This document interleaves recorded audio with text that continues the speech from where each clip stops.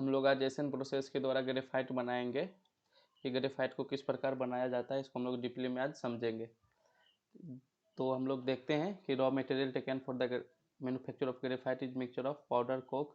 देखिए ग्रेफाइट को बनाने के लिए हम लोग जो है सबसे पहले एक इस प्रकार का इलेक्ट्रिक फर्नेस लिया जाता है। ये जो आप लोग देख रहे हैं ये इलेक्ट्रिक फर्नेस है। नहीं, इस इलेक्ट्रिक फर्नेस में जो है हम लोग डालेंगे मिक्सचर। किसका किसका मिक्सचर डालेंगे? कोक का, सैंड का और फेरिक ऑक्साइड का। और किसके ऊपर डालेंगे? सॉडस्ट। इसके नीचे सबसे नीचे अलॉन्ग विथ सॉडस्ट रहता है। ये आप लोग देख सकते हैं, ये आपका सॉडस्ट है। नहीं, लकड़ी का बुरादा जो है ना, ये एक प्रकार का सॉडस्ट होता है। सॉडस्ट को पहले बिछा देंगे, इसके ऊपर फिर जो है हम लोग उस मिक्सचर को डाल देंगे। कोक का, फेरिक ऑक्साइड का, नहीं ये सारा सैंड का, ये सारा मिक्सचर हम लोग इसमें डाल देंगे।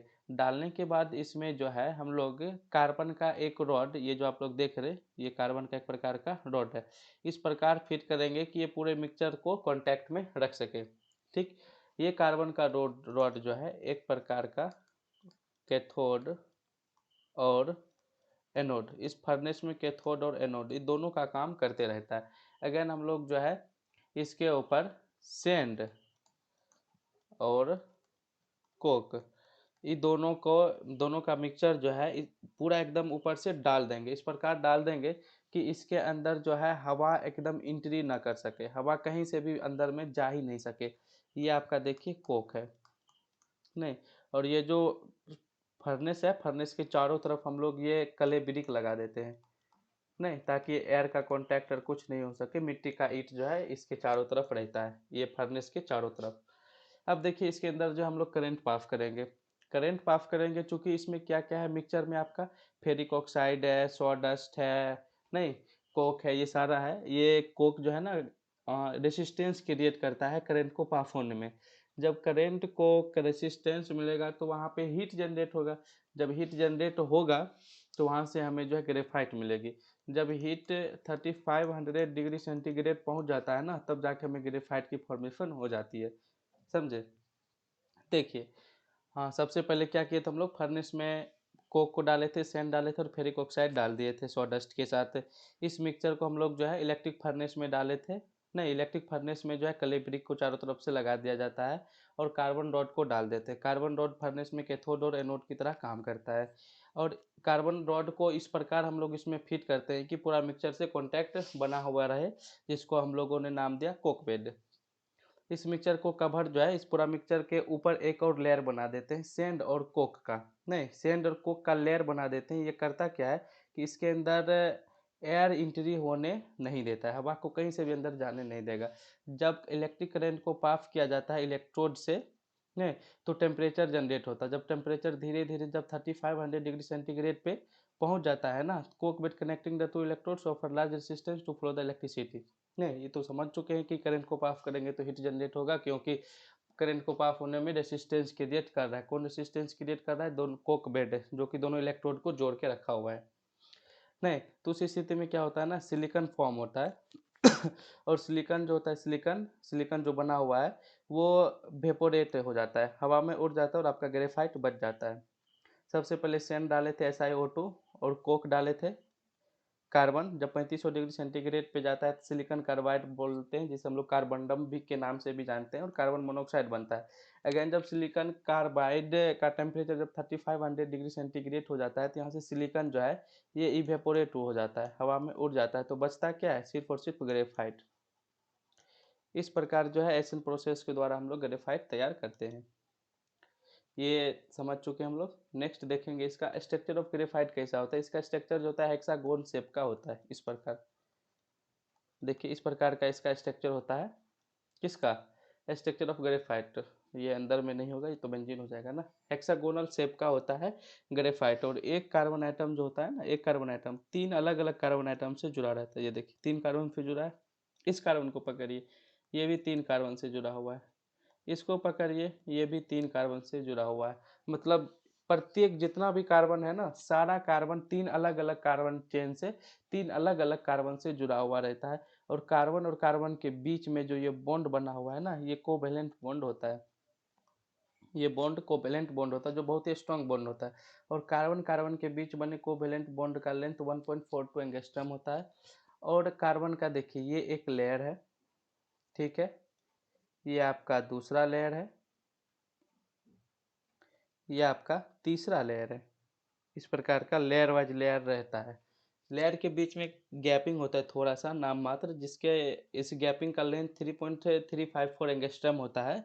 और ये जो एक ये लेयर और ये लेयर, ये मान लीजिए एक नंबर लेयर है तो ये 2 नंबर लेयर है, ये दोनों लेयर जो होता है वेंडरवाल फोर्स के द्वारा जुड़ा हुआ रहता है। वेंडरवाल फोर्स एक प्रकार का कमजोर फोर्स होता है, नहीं, जिसको आसानी से ब्रेक किया जा सकता है।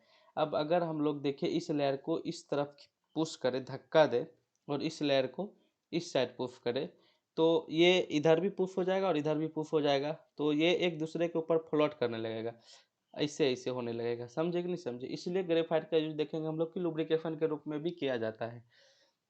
और यहाँ पे कोवेलेंट बॉन्ड बन रहा है, हेक्सागोनल इसका शेप होता है। कार्बन कार्बन के बीच का लेंथ 1.42 एंगस्ट्रम होता है और दोनों लेयर के बीच का लेंथ 3.354 एंगस्ट्रम होता है।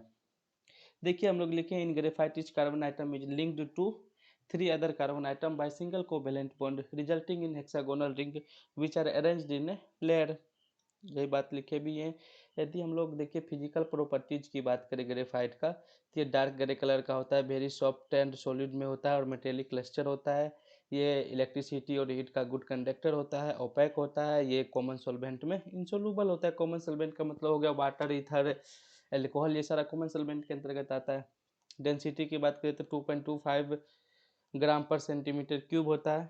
इसका मेल्टिंग पॉइंट 3600 डिग्री सेंटीग्रेड होता है। ये था physical properties of graphite.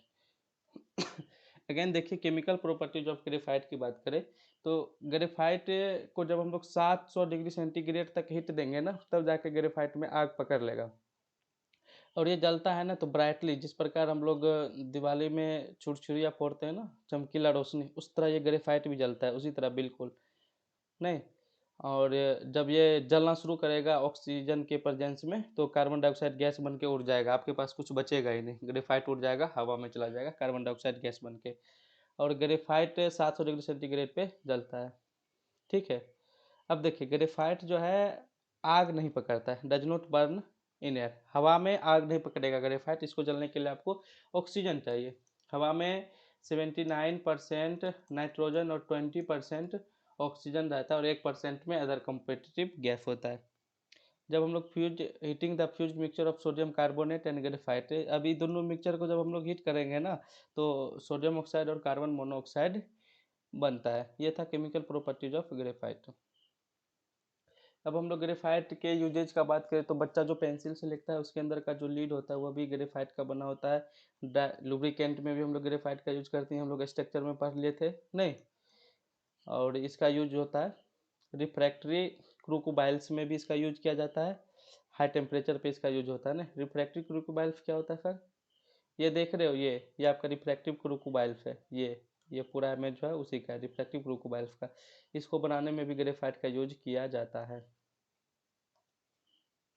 Again देखिए हम लोग ग्रेफाइट यूज तो ब्लैक पेंट और प्रिंटर इंक बनाने में भी ग्रेफाइट का यूज होता है। रेनफोर्स प्लास्टिक बनाने में भी ग्रेफाइट का यूज करते हैं हम लोग। ये आपका रेनफोर्स प्लास्टिक है, ये जो देख रहे हो ये रेनफोर्स प्लास्टिक है, इसको बनाने में भी ग्रेफाइट का यूज होता है। और रिएक्टर को बनाने में भी, आपका रिएक्टर है, इसको बनाने में भी यूज किया जाता है। रिएक्टर 2 प्रकार का होता है, एक पीएफआर और एक सीएसटीआर। ये आप लोग पढ़ोगे 12th में केमिकल काइनेटिक्स चैप्टर में, केमिस्ट्री का है ये, फिजिकल केमिस्ट्री में केमिकल काइनेटिक एक यूनिट है उसमें पढ़ेंगे। और फिशिंग रॉड जो है ना, फिशिंग रॉड, इसको बनाने में भी ग्रेफाइट का यूज किया जाता है।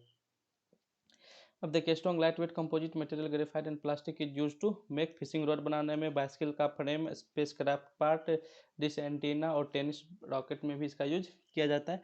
और न्यूक्लियर रिएक्टर में भी इसका यूज किया जाता है ग्रेफाइट का। चलिए आज के क्लास में इतना ही। Thank you.